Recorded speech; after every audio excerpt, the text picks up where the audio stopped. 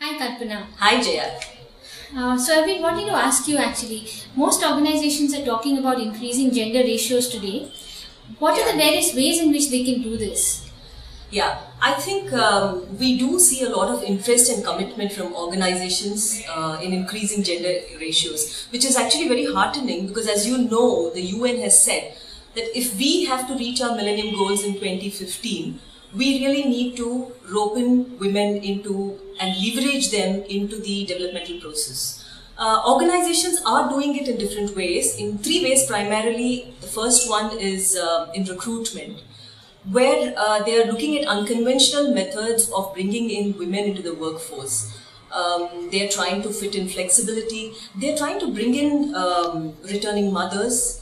There are many, many novel ways in which they are doing this. The second way in which they are trying to increase the gender ratios is in retention.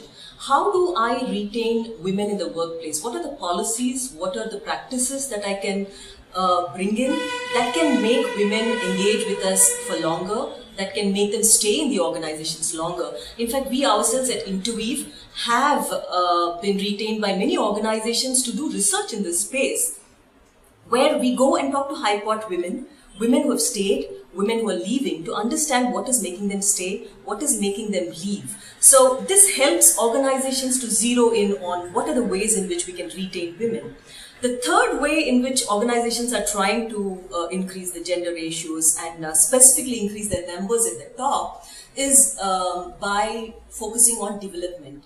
They are trying to fast track women's careers by a number of initiatives. This would be workshops, this would be coaching, this would be group coaching, where they're trying to see how can I build the competencies of women and women leaders to help them grow faster to higher levels. So these are the many ways in which organizations are in a very focused manner trying to increase gender ratios.